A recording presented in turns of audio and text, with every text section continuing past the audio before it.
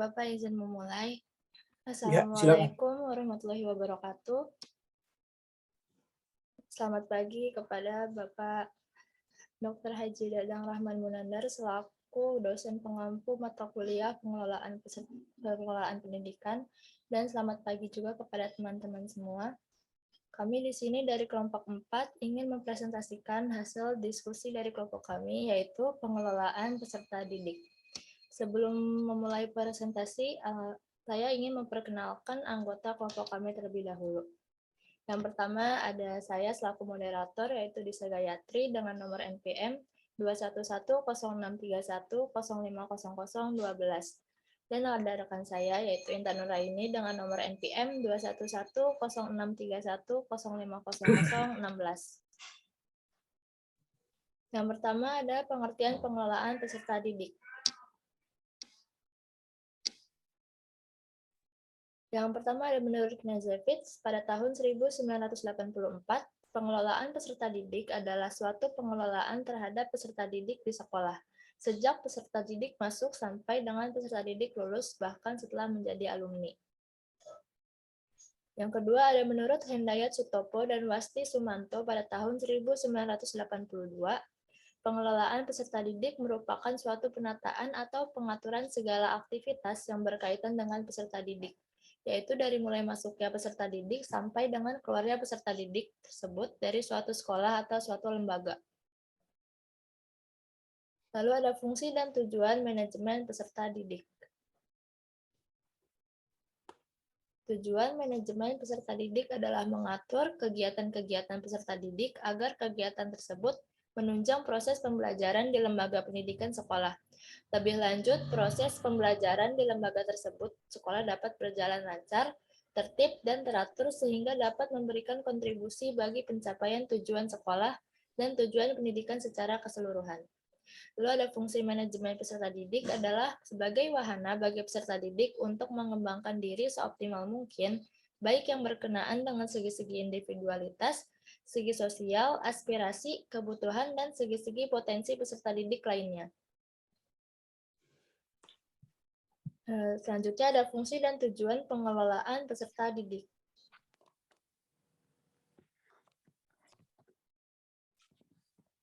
Tujuan pengelolaan peserta didik adalah mengatur kegiatan peserta didik agar seluruh kegiatan tersebut menunjang dan mengarah pada pencapaian kompetensi sebagaimana yang diuraikan dalam standar kompetensi lulusan atau SKL pada masing-masing jenis dan jenjang sekolah.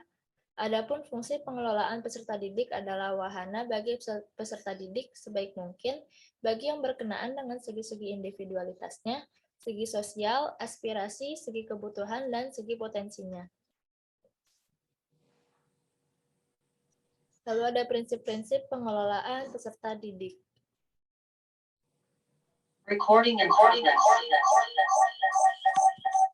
Yang pertama ada sebagai bagian dari keseluruhan manajemen sekolah. Kegiatannya mengemban misi pendidikan. Yang ketiga, kegiatannya berupa menyatukan peserta didik yang beraneka ragam. Yang keempat, kegiatannya sebagai pengaturan pembimbing peserta didik. Yang kelima, mendorong dan memacu kemandirian peserta didik. Dan yang keenam, bermanfaat bagi kehidupan peserta didik. Selanjutnya, cara pengelolaan peserta didik yang efektif akan dibacakan oleh rekan saya. Kepada Intan, dipersilakan. Baik, terima kasih kepada moderator. Izin untuk melanjutkan materi, yaitu cara pengelolaan peserta didik yang efektif. Dalam upaya menggapai amanat undang-undang itu, guru perlu memahami ilmu pengetahuan. Salah satu yang harus dimiliki guru adalah kemampuan mengelola kelas atau manajemen kelas. Pentingnya pengelolaan atau manajemen kelas dimaksudkan untuk meningkatkan kemampuan guru atau wali kelas dalam mendaya gunakan seluruh potensi-potensi di dalam kelas, yang terdiri dari pemberian kesempatan yang seluas-luasnya pada setiap personal untuk melakukan kegiatan-kegiatan yang kreatif dan terarah, sehingga waktu, dana, dan fasilitas yang tersedia dapat dimanfaatkan secara efektif dan efisien. Selanjutnya ada tahapan pengelolaan peserta didik. Yang pertama yaitu analisis kebutuhan peserta didik. Langkah pertama dalam kegiatan manajemen peserta didik adalah melakukan analisis kebutuhan, yaitu penetapan siswa yang dibutuhkan oleh lembaga pendidikan atau sekolah. Yang kedua ada rekrutmen peserta didik. Rekrutmen peserta didik di sebuah lembaga pendidikan sekolah pada hakikatnya adalah merupakan proses pencarian, menentukan, dan menarik pelamar yang mampu untuk menjadi peserta didik di lembaga pendidikan sekolah yang bersangkutan.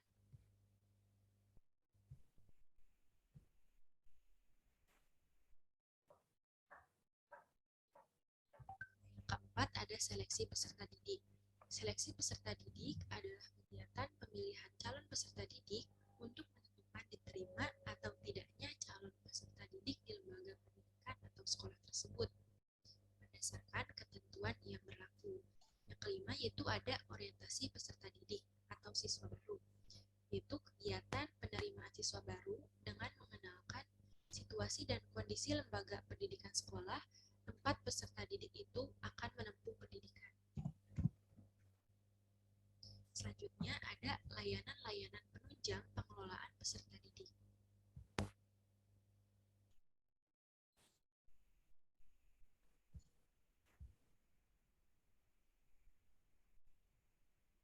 Fungsi bimbingan di sekolah itu ada 3. Yang pertama ada fungsi menyalurkan, yaitu membantu peserta didik dalam memilih jenis sekolah.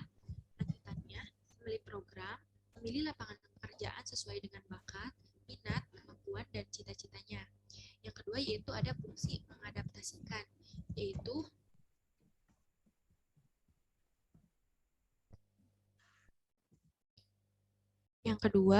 fungsi mengadaptasikan, yaitu membantu guru atau tenaga edukatif lainnya untuk menyesuaikan program pengajaran dengan minat, kemampuan, dan cita-cita peserta didik. Nah, yang ketiga yaitu fungsi menyesuaikan, yaitu membantu peserta didik dalam menyesuaikan diri dengan bakat, minat, dan kemampuannya untuk mencapai perkembangan yang optimal.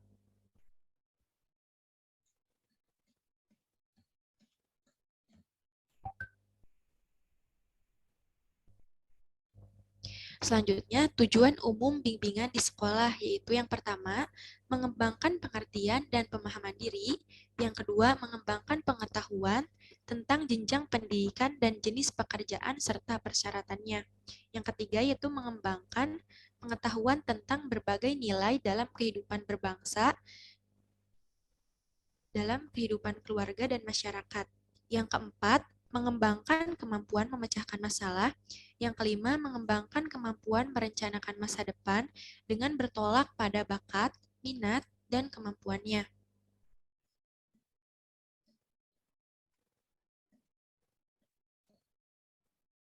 Nah, selanjutnya ada perpustakaan sekolah. Nah, tujuan dari perpustakaan sekolah ini ada 5.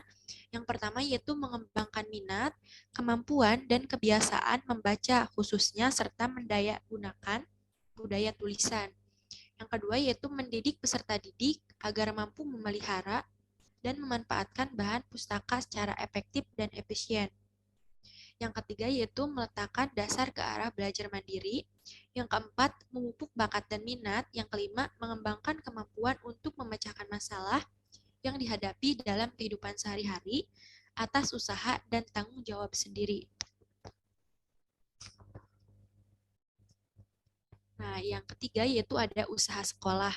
Usaha kesehatan sekolah adalah usaha kesehatan masyarakat yang dijalankan di sekolah. Sasaran utama UKS adalah untuk meningkatkan atau membina kesehatan murid dan lingkungan hidupnya. Adapun program-program usaha kesehatan sekolah yaitu ada 3. Yang pertama, mencapai lingkungan hidup yang sehat. Yang kedua, pendidikan kesehatan. Yang ketiga, yaitu pemeliharaan kesehatan di sekolah. Misalnya, gedung sekolah itu kan merupakan tempat para peserta didik belajar dan menghabiskan sebagian waktunya. Nah, karena itu, sekolah hendaknya memenuhi persyaratan school plan atau misalnya gedung sekolah harus ditanami rumput dan dijaga kebersihannya.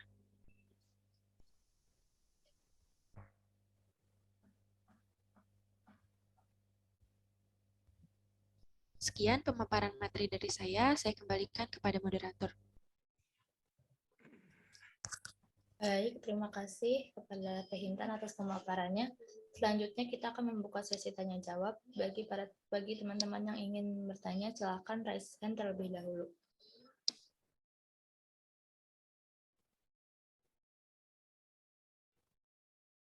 Sekarang pertanyaan, silakan. Moderator, dengan raise hand.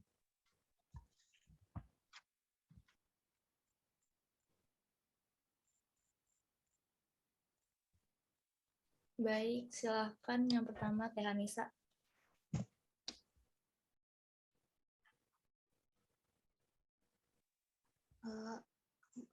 Perkenalkan, apakah suara saya masuk? Iya, masuk, terdengar. Izin bertanya, nama saya Anissa Nurkhairia dari perwakilan kelompok 11. Menurut kelompok 4, apa sih kelebihan dan kekurangan dari sistem penerimaan peserta didik baru menggunakan sistem online yang sekarang banyak dilakukan? Terima kasih. Baik, terima kasih Teh Anissa. Selanjutnya Teh Cynthia, boleh pertanyaannya. Baik, terima kasih. Di sini saya Cynthia Natali Tambun dari kelompok 12, izin bertanya. Menurut kelompok 4, bagaimanakah cara pengelolaan peserta didik yang efektif itu? Bisa tolong dijelaskan? Terima kasih. Oke, terima kasih Teh Cynthia. Selanjutnya Teh Melisa Gupi. Baik, terima kasih pada moderator. Saya Melisa Gupi, perwakilan dari kelompok 6, izin bertanya. Dalam penerimaan peserta didik baru, apakah sekolah negeri memang harus membatasi atau membuat rayonisasi dengan membatasi 5% atau 10% peserta didik dari luar rayon? Lalu, apa keuntungan dan kelemahan dari sistem rayonisasi tersebut? Terima kasih. Ya, yang lainnya. Ditampung aja dulu. Tampung dulu. Iya, Pak. Baik, terima kasih Teh Melisa. Selanjutnya Teh Ove. Baik, terima kasih kepada moderator. Izin bertanya, bagaimana pendapat dari kelompok 4 mengenai permasalahan yang ada dalam peserta didik, khususnya itu di jenjang SD ya. Mereka itu mengalami keterlambatan akademik karena apa ya, mereka tuh diperkirakan memiliki intelijensi yang cukup tinggi, tetapi tidak dapat memanfaatkannya secara optimal gitu. Ada juga beberapa penguasaan materinya itu lebih rendah dari yang dipersyaratkan. Pertanyaan saya, langkah apa yang dilakukan dalam pengelolaan peserta didik agar bisa mencegah permasalahan itu terjadi gitu? Terima kasih. Baik, terima kasih Teh Ove. Selanjutnya pertanyaan dari Teh Nanda. Baik, terima kasih moderator. Saya Nanda, perwakilan dari kelompok 1, izin bertanya. Tadi pada slide 9 itu disebutkan 5 segi dari fungsi pengelolaan pendidikan peserta didik. Bisa dijelaskan lebih rinci tidak mengenai 5 segi yang sudah disebutkan tadi? Terima kasih. Berapa orang lagi yang belum bertanya? Baik, terima kasih Teh Nanda. Selanjutnya pertanyaan dari Teh Sruni. Terima kasih, izin bertanya. Saya Zaruni dari kelompok 3. Terdapat fungsi dan tujuan manajemen peserta didik yang dipaparkan oleh kelompok 4. Nah, kegiatan apa yang termasuk ke dalam manajemen peserta didik? Berikan contohnya. Terima kasih. Ya. Oke, terima kasih Teh Sruni. Selanjutnya pertanyaan dari Kang Andro.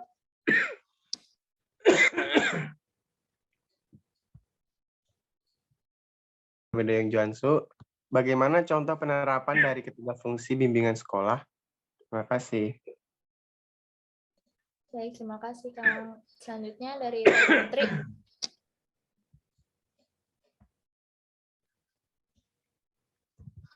Iya, izin masuk. Suaranya terdengar tidak? Ya, sudah terdengar. Terdengar, Teh. Oke. Izin bertanya. Sebentar. Nah, jika sekolah tidak memiliki perpustakaan, maka minat dan kemampuan siswa akan lebih rendah dibandingkan dengan sekolah yang memiliki perpustakaan. Nah, bagaimana solusi untuk menghadapi permasalahan tersebut? Terima kasih. Baik, terima kasih Putri. Selanjutnya pertanyaan dari Bayu. Baik, saya Bayu Agustriono, kelompok 7. dijelaskan pada PPT mengenai prinsip pendidikan. Salah satunya adalah kegiatan mengembangkan misi pendidikan. Bisa jelaskan secara detail apa itu misi pendidikan? Terima kasih. Baik, terima kasih. Selanjutnya pertanyaan dari Teh Silva. Baik, terima kasih moderator. Saya Silva dari perwakilan kelompok. Pada tahapan pengolahan pendidikan rekrutmen peserta didik kan tadi sudah dijelaskan. Nah, perlu tidak diadakannya rekrutmen peserta didik itu? Jika perlu, tolong jelaskan mengapa harus diadakannya rekrutmen peserta didik tersebut. Terima kasih. Terima kasih, Teh. Selanjutnya pertanyaan terakhir dari Teh Rahnis.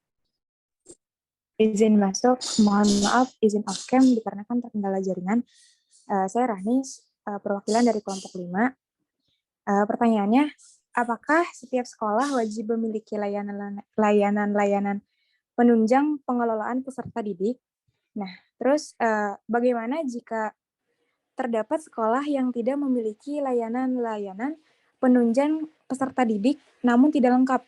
Nah, apakah hal tersebut akan berpengaruh terhadap pengelolaan peserta didik? Nah, sekian, terima kasih. Baik, terima kasih Teh Rahnis. Bapak, ini pertanyaan udah selesai. Kami dari kelompok 4 izin berdiskusi terlebih dahulu. Ya, oke. Ya, begini ya. Jadi pertama ingin saya sampaikan, saya ulang lagi. Tugas individu ini baik review makalah maupun review PPT dan kuis ya, itu paling telat 2 hari setelah perkuliahan, dan itu dikumpulkan ditoli ya, direkap oleh kelompok yang tampil. Satu itu. Yang kedua, pertanyaan tadi yang jadi kuis itu ditulis penanyanya siapa. Dibuatnya tak dalam bentuk tabel, nomor, nama NIM yang bertanya, kemudian substansi yang ditanyakan apa, ya. Itu 2 poin. Yang ketiga, ini direkam kan, nah kemudian diedit ya, tambahkan jingle-jingle pembukaannya atau ada pembukaan tayangannya dan penutupnya ya, yang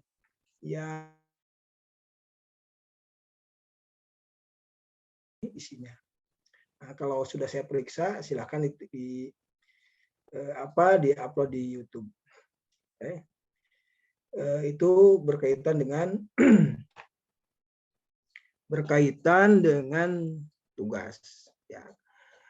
Nah, sekarang kita lihat sambil menunggu temannya bahwa pengelolaan peserta didik ini sesungguhnya sentral ya, utama. Bukan berarti yang lain tidak utama. Karena kita harus memahami bahwa tidak akan ada institusi pendidikan atau lembaga pendidikan kalau tidak ada siswa. Betul tidak? Ya. Kalau tidak ada siswa, nggak ada pelayanan pembelajaran. Nggak ada lembaga pendidikan. Begitu. Ya. Setuju? Reja atau Putri? Iya, Bapak. Ya, oke ya. Jadi gitu ya. Iya. Ya, oleh itulah maka ini harus menjadi pemahaman semua ya. Jadi pengelolaan peserta didik ini sangat penting. Nah, oleh itu perencanaannya sampai proses pelayanannya, baik itu perorganisasian, pengendalian, dan juga layanan untuk alumni ini harus diperhatikan. Ya. Tujuannya apa? Tujuannya tadi misi pendidikan. Salah satunya adalah kenyamanan dan kesejahteraan atau kesejahteraan dari peserta didik. Kesejahteraan itu artinya bukan berarti insentif berupa finansial, tapi gimana peserta didik ini merasa nyaman, ya, sehingga dia bisa mengembangkan secara optimal potensinya.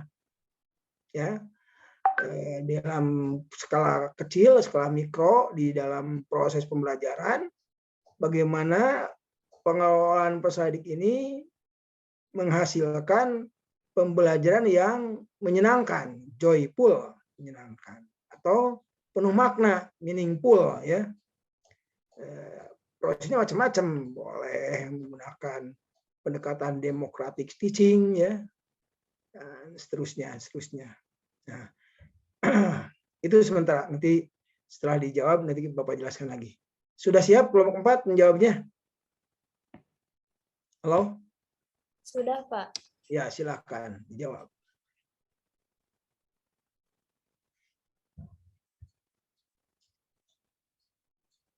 Cukup 4 pertanyaan aja ya yang dijawab. Baik Pak, izin menjawab pertanyaan dari Teh Putri. Ya, silakan. Untuk pertanyaannya itu, jika sekolah tidak memiliki perpustakaan, maka minat dan kemampuan siswa akan lebih rendah dibandingkan dengan sekolah yang memiliki perpustakaan. Nah, bagaimana solusi untuk menghadapi permasalahan tersebut? Gimana? Perpustakaan sekolah itu memiliki peranan yang sangat penting, yaitu pertama memperkaya pengalaman belajar selain di ruang kelas, selain itu juga mempercepat penguasaan materi pelajaran yang disampaikan oleh guru, membantu guru juga memperoleh dan menyusun materi-materi pelajaran. Dan selayaknya pemerintah memberikan sarana dan prasarana yang lengkap terutama untuk daerah-daerah pelosok yang masih jauh tertinggal.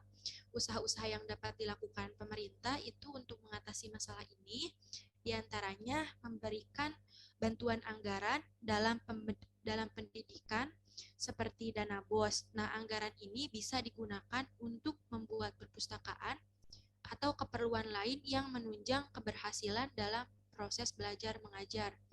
Seperti itu, Pak. Sebelumnya mohon maaf izin off-cam karena jaringannya kurang stabil. Bagaimana Teh Putri untuk jawabannya?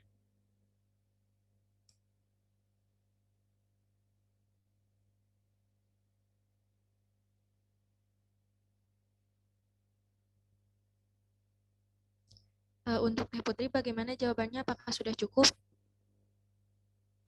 Cukup dulu. Cukup, Teh. Cukup. Terima kasih, Teh Intan. Ya, silakan yang lainnya.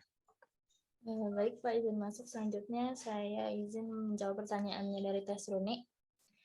Pertanyaannya itu terdapat fungsi dan tujuan manajemen peserta didik yang dipaparkan oleh kelompok 4. Nah, kegiatan apa saja yang termasuk dalam manajemen peserta didik? Berikan contohnya. Contoh dari manajemen peserta didik itu yang pertama ada perencanaan penerimaan peserta baru, yang kedua ada pengenalan lingkungan sekolah, penempatan peserta didik dan sesuai kapasitasnya, lalu ada pengembangan kapasitas, minat, dan bakat, dan yang terakhir ada pencatatan dan pelaporan peserta didik baru, peserta didik aktif, serta para alumni dari sekolah tersebut. Bagaimana Teh Sruni, apakah sudah cukup? Terima kasih, sudah cukup. Baik, selanjutnya ada pertanyaan dari Kang Andro, yaitu ada bagaimanakah contoh penerapan dari ketiga fungsi bimbingan sekolah? Jawabannya itu yang pertama kan ada fungsi menyalurkan, yang kedua ada fungsi mengadaptasi, dan yang ketiga ada fungsi menyesuaikan. Untuk yang pertama fungsi menyalurkan itu contohnya penerapan dari fungsi ini yaitu sekolah mengadakan tes jurusan bagi para peserta didik agar diketahui minat, kemampuan, dan cita-cita peserta didik tersebut. Untuk penerapan fungsi adaptasi dan menyesuaikan adalah para tenaga pendidik membantu para peserta didik untuk beradaptasi terhadap minat dan bakat yang sudah mereka pilih sebelumnya, dan pastinya membantu para peserta didik jika ada kesulitan. Bagaimana Kang Andro?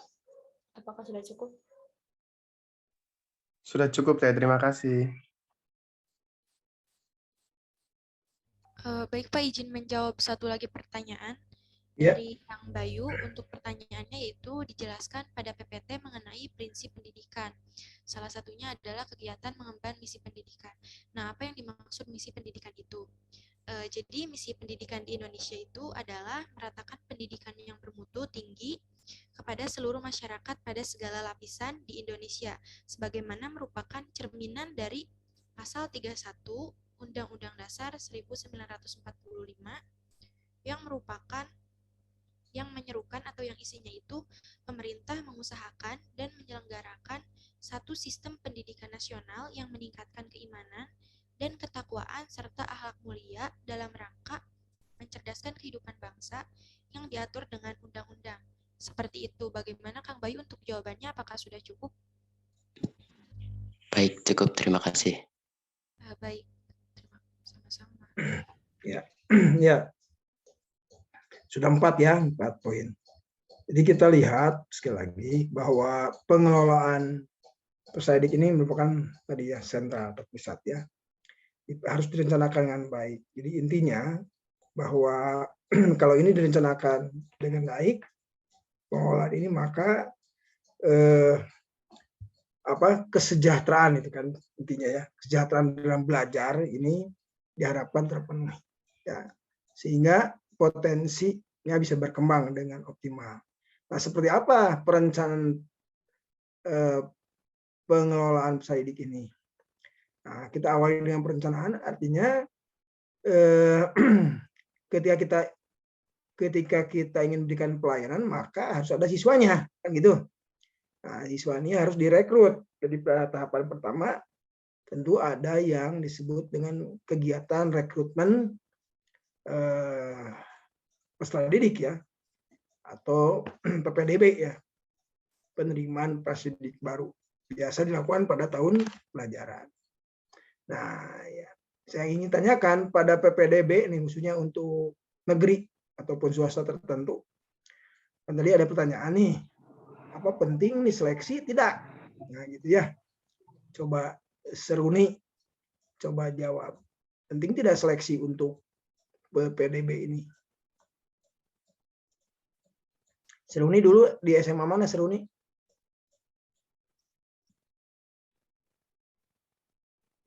Halo? Seruni? Halo?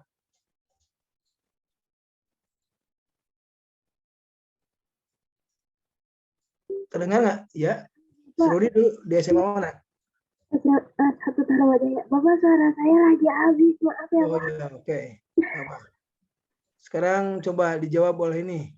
Andromeda. Andromeda di mana dulu sekolahnya? SMA mana Saya Andromeda? di SMA 2 Negeri Tambun Selatan, Pak. Bekasi.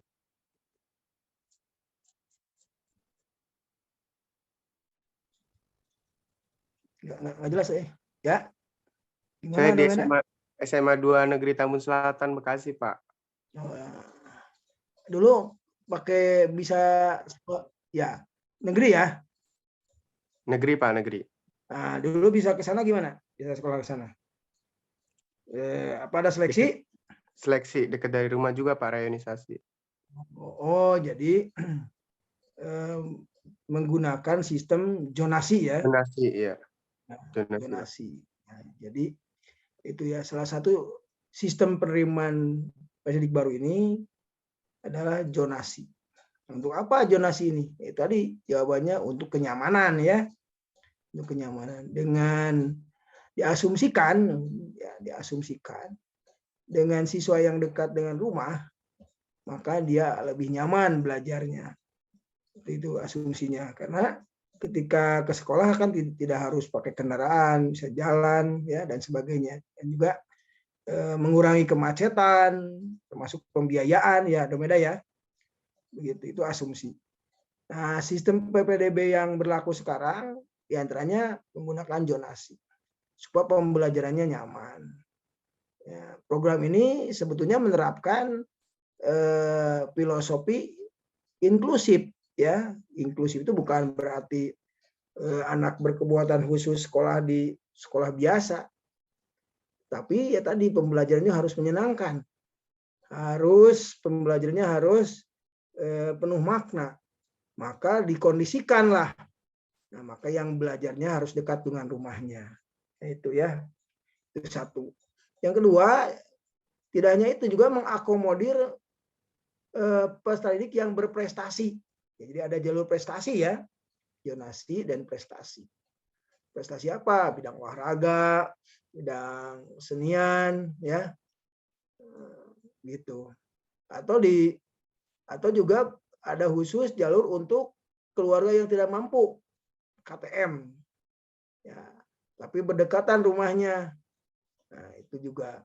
Jadi dan terakhir bagi juga untuk program penerimaan untuk anak yang berkebutuhan khusus. Ya. Jadi dalam PPDB tahun ini ada 4 jalur ya. Nah, coba Anda cari kebijakannya, terutama untuk SMA ya. Siapa yang mengeluarkan kebijakan PPDB SMA? Siapa yang mengeluarkan kebijakan PPDB SMP, SD? Ya. Kalau SD seleksinya apa? SD? OP? Tahu nggak? SD untuk masuk SD perlu seleksi tidak? Perlu, Pak. Apa yang dipakai, instrumen apa yang digunakan untuk menseleksinya? Itu harus adanya sertifikat TK mungkin, Pak. Oh, enggak juga ya, tidak jadi syarat. Nah, kita lihat kebijakan wajib belajar ya. Kebijakan wajib belajar. Jadi bagi siswa yang calon peserta didik yang sudah memenuhi usia sekolahnya harus wajib sekolah. Berapa usia yang memenuhi sekolah, wajib memenuhi sekolah itu? Wajib mengikuti pembelajaran itu 7 tahun. Jadi untuk SD cari dulu yang lebih tua dari 7 tahun, yang 8 tahun, yang 7 tahun, baru boleh 7 tahun kurang, 5 tahun boleh. Nah, jadi ini maknanya ya, wajib belajar dulu. Ya, makanya semua siswa harus ditampung.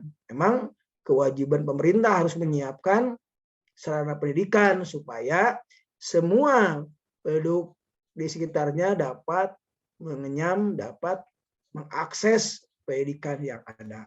Begitu ya. Untuk SD usia baru. Kecuali untuk sekolah swasta. Kalau sekolah swasta tuh ada misi-misi sekolah swasta ya. Sekolah swasta yang mungkin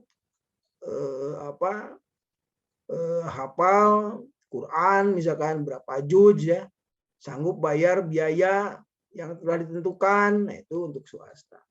Ini juga bagian daripada bagaimana bahwa layanan pembelajaran ini menjadi mensejahterakan proses pembelajaran peserta didik. Ya.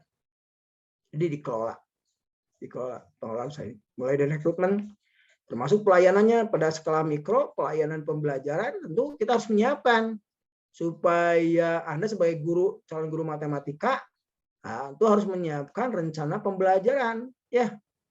Nah, ini juga bagian dari pelayanan pada peserta didik, mencatat kehadirannya. Seperti hari ini saya mengabsen menggunakan e-kampus. Nah, fasilitas e-kampus itu juga merupakan fasilitas dalam rangka pengelolaan peserta didik, ya, memastikan kehadiran dan sebagainya. Ya, membangun kesepahaman, komitmen bahwa belajar secara daring harus diikuti dengan baik ya. Kemudian pendekatannya juga lebih terbuka, democratic teaching ya, termasuk pendekatan berbasis masalah, PBL ya. Silakan Anda cari topik-topiknya, kemudian Anda jelaskan dan kemudian didiskusikan. Nah, ini juga bagian daripada pengelolaan peserta didik. Ya, dari sisi proses, dari sisi fasilitas, ketersediaan ruangan yang sehat, yang bersih, ya. Karena kita daring, itu saja yang disebut ruangan ini ada ruang maya, ruang virtual, ya. Nah, ini jadi jaringannya yang kuat dan sebagainya. Nah, kalau tidak, ini berarti ada komunikasi izin untuk OKM. Ini hal-hal yang memang kita bangun bersama untuk kenyamanan dalam belajar, ya, termasuk pemberian tugas dan sebagainya. Ini sebuah gambaran bahwa pengelolaan peserta didik ini sangat penting, termasuk untuk mengetahui bagaimana potensinya setelah diberikan pelayanan pembelajaran, bagaimana progresnya, perkembangannya, baik prestasi, minat maupun bakat. Tadi kan ada prinsip penyaluran ya, begitu. Ini saja barangkali yang ingin saya sampaikan. Saya ingatkan sekali lagi, tugas-tugasnya selesaikan ya dengan baik. Minggu depan kelompok 5 tentu makalah dan PPT-nya jangan ngedadak ya, karena harus direview oleh temannya. Jadi segera, minimal 2 hari sebelum Anda menyampaikan pemaparan. Itu yang ingin saya sampaikan. Silakan, ada pertanyaan? Halo? Siska, Silva, ada pertanyaan Silva? Bayu? Izin bertanya, Pak. Ya, silakan. Intan. Berkaitan dengan kuis, tadi kata Bapak kan menggunakan tabel ya, Pak. Itu Ya. untuk pertemuan-pertemuan sebelumnya apakah harus diupload ulang atau gimana? Ya, Pak? ya betul. Kan Karena kan ya harus upload ulang. Karena saya kan harus mengetahui siapa yang berpartisipasi aktif dalam kegiatan perkuliahan. Ya, kalau ditulis hanya pertanyaannya saja, saya tidak tahu siapa yang bertanya ini. Kan harus diberikan reward. Ya, begitu ya, Intan ya. Paham? Jadi setiap yang kelompok yang tampil merekapnya, kemudian menguploadnya di WA Group. Begitu. Gitu ya, Intan ya. Baik, Pak.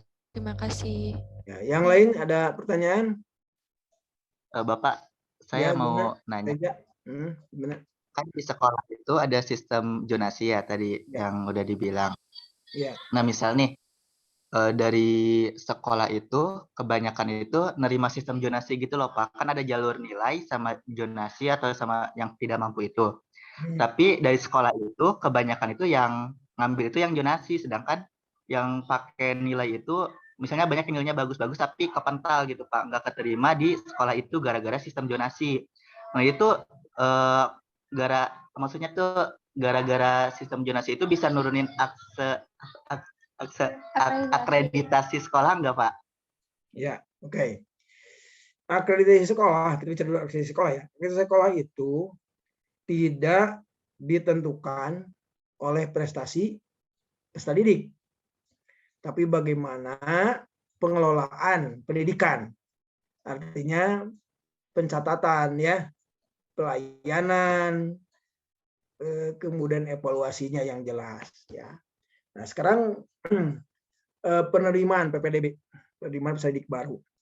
Ya, untuk akreditasi PPDB ini harus jelas programnya, merujuk kepada regulasi atau kebijakan. Untuk SMA, kebijakannya adalah peraturan gubernur.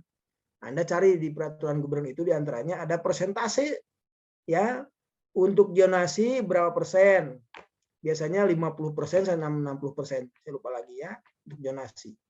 Kemudian untuk keluarga tidak mampu dan biasanya digabung dengan ya anak berkebutuhan khusus itu 15% biasanya ya.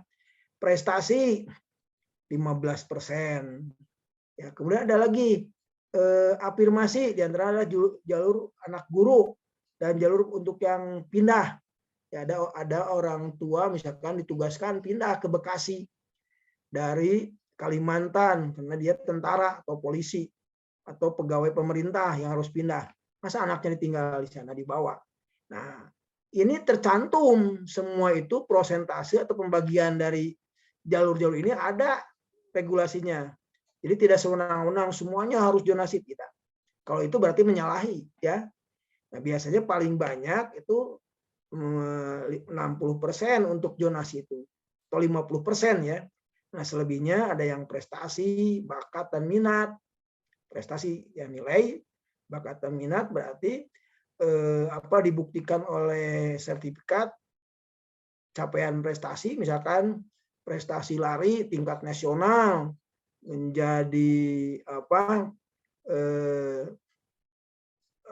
juara hafiz nasional ya, hafal Quran dan sebagainya.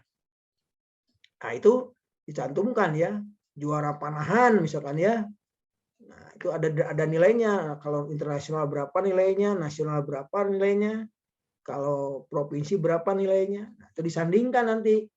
Nah, seperti Reja ya. Reja di SMA mana Reja? SMA Negeri 1 Jonggol, Pak. Oh, Jonggol itu Bogor ya? Iya, betul. Bogor ya. Nah, SMA Negeri 1 Jonggol. Ya, begini mungkin.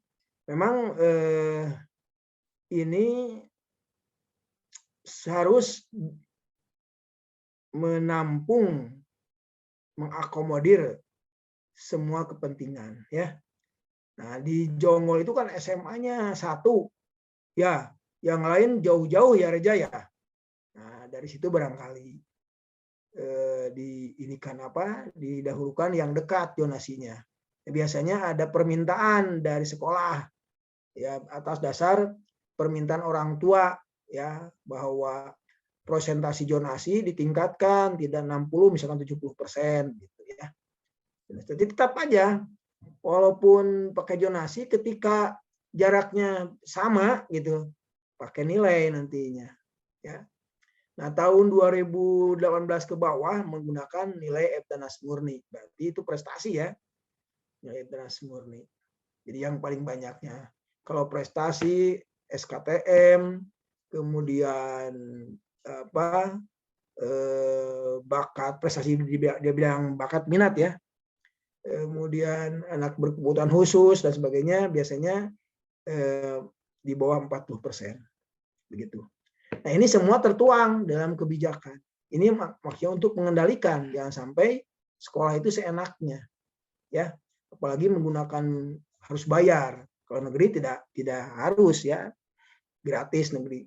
Kalau swasta ya wajar, siapa yang berani bayar, karena swasta punya misi sendiri ya, misi sendiri. Begitu Reja? Iya Pak, paham. Terima kasih Pak penjelasannya. Ya. Oke, ya. Nah, ke Unsika. Nah, Anda diterima di Unsika. Unsika memang tidak wajib belajar, kan? Itu pendidikan tinggi ya. Nah, ke Unsika. Contoh ke daya tampung, jadi kita petakan dulu. Jadi untuk menerima peserta didik itu harus ada pemetaan dulu. Berapa sih kebutuhannya? Dilihat dari pertama fasilitas yang ada. Berapa ruang kelas yang tersedia? Ya. Berapa tenaga dosen yang akan mengajar ya. Nah, ternyata daya tampungnya itu misalkan 300 untuk prodi matematika. Tapi yang daftar ada 1000. Tentu ini harus seleksi ya. Manakala pendaftar lebih besar dari daya tampung maka seleksi. Tapi kalau pendaftarnya lebih kecil dari daya tampung tidak harus seleksi ya. Ini ketika daya tampungnya lebih kecil dari peminatnya, maka harus seleksi. Nah, keperguruan tinggi kan sistem seleksinya macam-macam ya. Ada SBMPTN, SNPTN, ya. Ada jalur mandiri, ya. Itu. Nah, Putri masuk ke Unsika pakai jalur apa, Putri? Ya, izin masuk, Pak. Ya. Saya jalur SNMPTN. SNPTN, sistem seleksi nasional ya. Iya, Pak. SNPTN. Ada yang pakai jalur mandiri? Ada yang pakai jalur mandiri nggak? Siapa yang pakai jalur mandiri? Saya, Pak. Siapa? Indah. Indah, ya. Itu ujiannya lokal ya di situ ya. Di Indah dari SMA mana Indah? Saya dari boarding school, Pak. Oh, boarding school di mana? Di Cipanas, Cianjur. Oh, namanya apa? Muhammadiyah. Islamic Center Muhammadiyah. Islamic Center Muhammadiyah. Oh ya. Ya. Ke Unsika. Memang rumahnya di daerah dari Karawang. Iya, Pak, di Karawang. Oh, tapi sekolah SMA-nya di pesantren Cianjur ya? Iya, Pak. Ya. Itu kena ini ya, PIP. Apa? bantuan apa? Pembangunan ya. Berapa Iya. tuh? 12 atau 13 juta gitu, Pak. Iya. Oke. Itunya apa uang kuliahnya UKT-nya berapa? Dapatnya? Golongan terakhir, Pak, 5,7. Paling besar. Iya. Oh iya, oke. Ada yang dapat KIP? Saya, Pak. Banyak ya. KIP itu apa? Macam bantuan pemerintah ya untuk perkuliahan. Itu kalau tidak salah 2.400.000 ya kalau KIP itu. Ditambah uang saku. Uang sakunya berapa? 4.800.000 per semester. Per semester 48 per semester. Berarti kalau per bulan 600 ya. Betul, Pak. Ya, oke. Nah, ini harus lebih sungguh-sungguh ya, bukan berarti yang lain tidak sungguh-sungguh. Anda kan dibiayai oleh pemerintah, sudah tinggal masuk saja. Saya cukup-cukupnya 600 resiko per bulannya. Nah, ini itu kan bagian daripada upaya bagaimana pelayanan pendidikan itu bisa membantu setiap individu untuk mengembangkan potensinya, ya. Begitu. Ada dari sisi pembiayaan, ada KIP, dari sisi jalur cara masuk ke perguruan tinggi, ada SNPTN, ada SMBTN, sistem ujian bersama ya, seleksi bersama SBMPTN, ada jalur mandiri dan seterusnya. Nah, tinggal setelah kita di dalam, kita memanfaatkan dengan baik proses ini. Karena dari sekian ribu orang yang terima cuma 300 di prodi matematika ini ya. Nah, jadi walaupun ya sampai hari ini mungkin Anda belum bisa menikmati ruang kuliah ya. Ada yang sudah pernah kuliah di ruangan luring? Belum ya? Sudah pernah, Pak. Praktikum itu Kapita Selekta Geometri. Semester berapa? Semester 3, barusan, Pak. Oh, barusan. Oh, ada yang masuk kampus ya? Di mana kampus baru? Kampus yang di sini, di Ronggowaluyo? Ini di yang Ronggowaluyo, Pak. Sekarang itu kan terbatas ruangannya ya. Kapita Selekta Matematika. Siapa yang dosennya? Ibu Atin Warmi, Pak.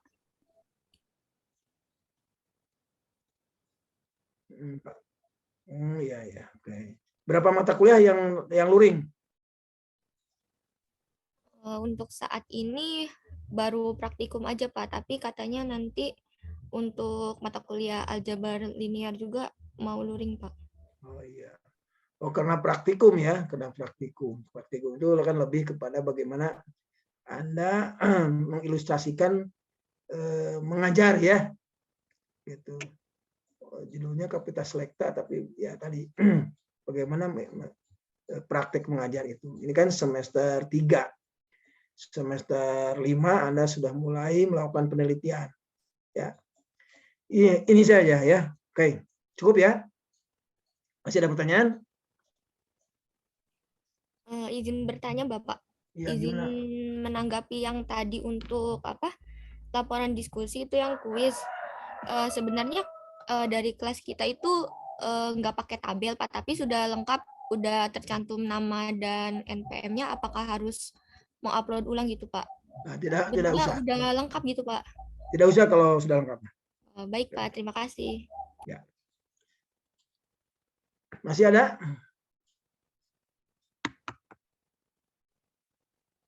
Oke, kalau tidak ada, saya cukupkan sekian ya. Terima kasih kehadirannya. Minggu depan kita ketemu lagi di kelompok 5 dengan materi apa? Pengelolaan pendidik tenaga kependidikannya kalau tidak salah. Ya, selamat mengerjakan tugas. Sekian. Assalamualaikum warahmatullahi wabarakatuh. Waalaikumsalam warahmatullahi wabarakatuh.